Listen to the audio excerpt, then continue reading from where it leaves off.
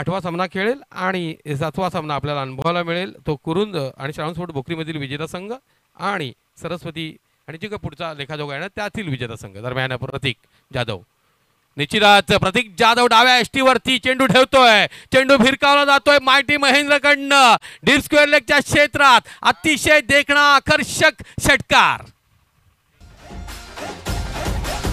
नमस्ते बहनों और भाइयों, बड़े ही कम शब्द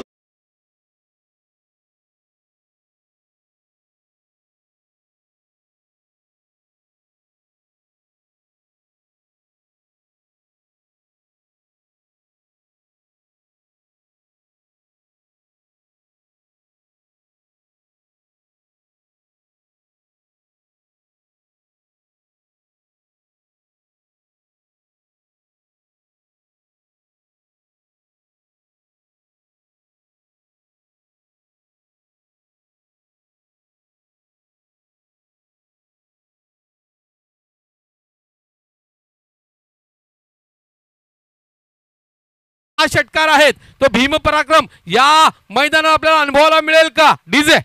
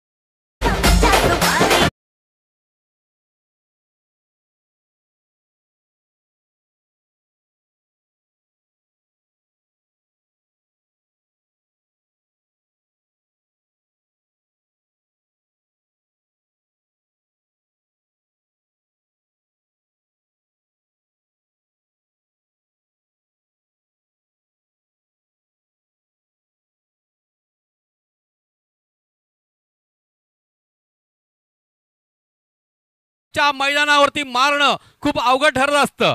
फ्री हिटचा हा चेंडू आहे. यस, चेंडू मैदानात द्यायचा आहे. बघा चेंडू 2 वेळा या षटकामध्ये हरवला गेलेला आहे. काय मनाचे इरादे केलेले निश्चित हे मायटी महेंद्रने दाखवून दिलंय. सलग 3 षटकार आणि एसएससीच्या गोटामध्ये मोठी खळबळ माजलेली आहे. काय फलंदाजी होते. अशीच जर फलंदाजी व्हायला लागली 59 धावा धावपलकावरती झळकल्या जात आहेत. मला वाटतं अजूनही मला आठवतंय जेव्हा कामरान पटेलच्या गोलंदाजीवर 6 चेंडू 6 षटकार मारले गेले होते तेव्हा आदित्य जाधव माझ्या सोबतीला समालोचन कक्षामध्ये होते आणि हे षटकार तलोली विरुद्ध मारले गेले होते. जहां काफी विस्फोटक पारी और काफी आक्रामक रवैया इस समय महेंद्र बांगे ने अपनाया है, जिसकी की बदौलत स्कोर बोर्ड पर लगते हुए 59 रन. दरम्यान वाशेराच्या विरुद्धच निलेश जाधव यांनी 6 चेंडू 6 षटकार मारले होते. दरम्यान पुढचा चेंडू यस, आणखी एक मोठा आघात लॉंग लेगच्या क्षेत्रामध्ये 4था सलग षटकार. प्रेक्षकांनी टाळ्या वाजवायच्या.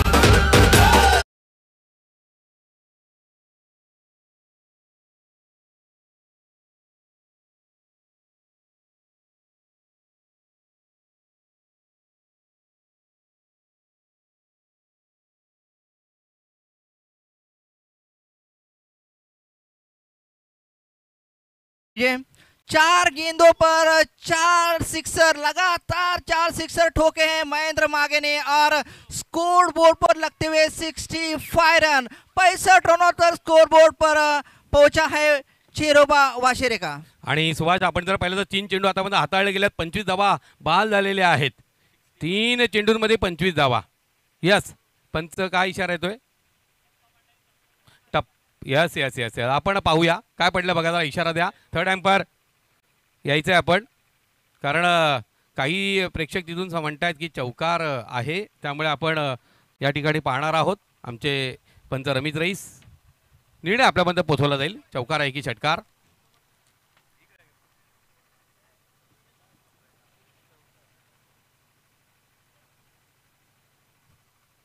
यस, चौकार आहे, षटकार नाही आहे. म्हणजे 2 धावा कमी होतील. आतापर्यंत या 3 चेंडूंमध्ये 23 धावा झालेल्या आहेत आणि षटकार पाहायला मिळाला. 3 षटकार तर झाले सलग, मात्र 4थ्या चेंडूवर चौकार पाहायला मिळाला. आणखी एक मोठा फटका खेळण्याचा प्रयत्न एका टप्प्याच्या साहाय्याने. चेंडू मला वाटतं मिड विकेट वाईडिश क्षेत्रामध्ये सीमारेषा पार जाईल. चौकार.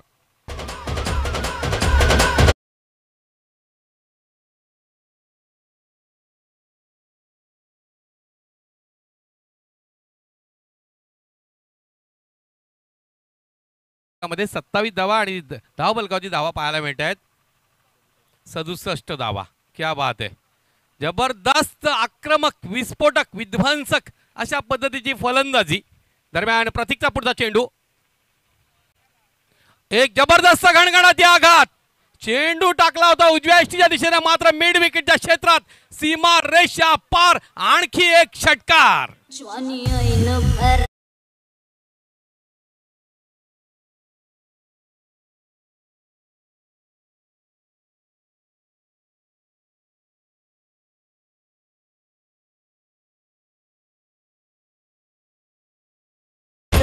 ओके, तर 5 चेंडू टाकले गेले, 33 धावा जोडल्या गेल्यात. सर्वात महागडं षटक या स्पर्धेत आपला पाहायला मिळते. अजून एक चेंडू शेष आहे सुभाषजी, म्हणजे 33 धावा या षटकात वसूल केल्या गेल्या. मायटी महेंद्र सामोरा जातो आहे. धावफलकावरती धावा झळकलेल्या आहेत, म्हणजे उच्चांकी धावसंख्या 73 आपल्याला पाहायला मिळते आजच्या दिवसातील. दरम्यान पुढचा चेंडू प्रतीकचा, आणखी एक सुंदर षटफटका आणि चेंडू जातोय मिड विकेटच्या क्षेत्रामध्ये. गगनाला भेदणारा लाजबाब षटकार.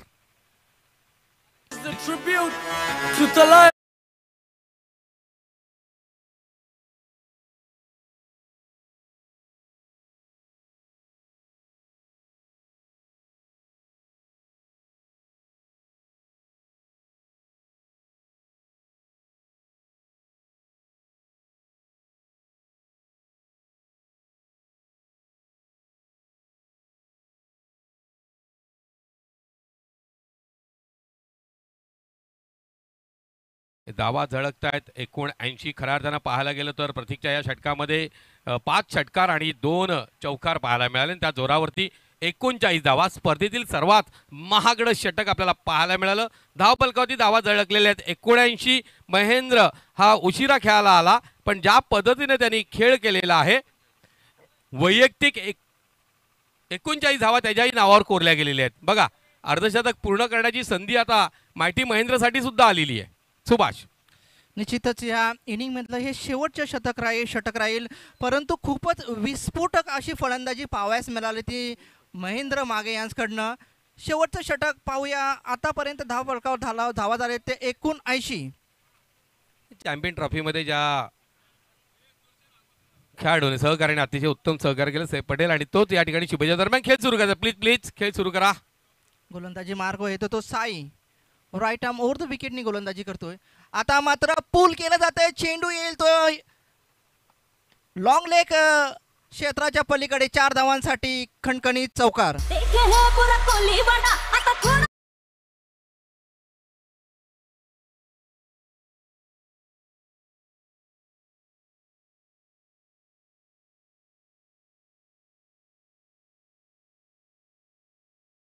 वैयक्तिक स्वरूपामध्ये आपण जर पाहिलं शुभमच्या बॅटमधून सुद्धा आग ओकलेली आहे. शुभमनं आतापर्यंत पाहिलेत आपण तर 5 चौकार जोडलेले, 1 षटकार जोडला, दुहेरी 2 धावा. दरम्यान स्विच हिट करण्याचा प्रयत्न, परंतु आता मात्र बीट केले जाते ते शुभमला. शुभमने देखील खूपच सुरेख फलंदाजी केली. ओपनिंगला आलेला हा फलंदाज खोऱ्याने धावा जमवल्या असं मी म्हणेन, आणि त्याला चांगली साथ दिली ती महेंद्र मागेने, ज्यामुळे धाव फलकावर धावा झाले ते तब्बल 83. साई पुन्हा गोलंदाजी मार्ग सज्ज right arm over the wicket मारा करतोय पुढे सरसावून ड्राईव्ह केलेला चेंडू आपल्यात फॉलो तुम्ही चांगली फिल्डिंग आणि डायरेक्ट हिट करण्याचा प्रयत्न परंतु नाही. जर हा चेंडू यष्ट्यानं आदरला असता तर कदाचित हा जवळचा निर्णय होऊ शकला असता परंतु चेंडू यष्ट्यांवर लागला नाही. नेम थोडा चुकला आणि मात्र महेंद्र मागे स्ट्राईकवर आला. साजिद शेख आणि के रईस या दोन्ही मान्यवरांना विनंती करतोय आपण मंचाची शोभा वाढवायची आहे. आसिफ चिमनाड यांना विनंती करतोय आपण तिघांनी मंचावर यायचं आहे. ये बैटल बहुत बढ़िया है. एक बाजू में है साही दूसरे बाजू में माटी महेंद्र आणि अतिशय देखणा प्रहार दर्शनीय फटका डीप स्क्वेअर लेगच्या क्षेत्रात चेंडू जातोय सीमा रेषा पार षटकार.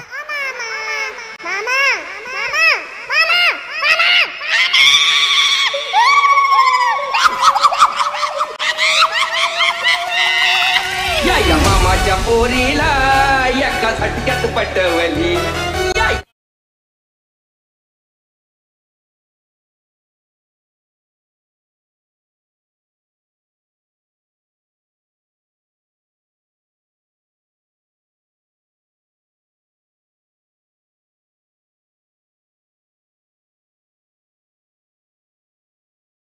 मामाच्या पोरी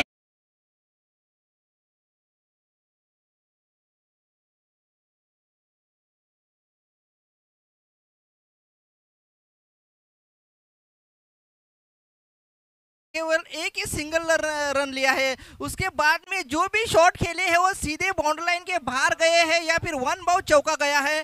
तो काफी आक्रामक और काफी विस्फोटक पारी खेली है. इससे बढ़िया एक बल्लेबाज की बल्लेबाजी क्या हो सकती है. Right arm over the wicket से एक बार फिर गेंद हवा में लेकिन गेंद जाती हुई समय फाइन नेट क्षेत्र में एक रन पूरा होता और ठीक तरह से गेंद बल्ले पर आई नहीं. जब तक फाइन नेट क्षेत्र का फील्डर गेंद को फील्ड करता तब तक दोनों बल्लेबाज अपने छोर बदल चुके थे. एक रन पूरा होता और इसी एक रन के साथ इनिंग खत्म होती.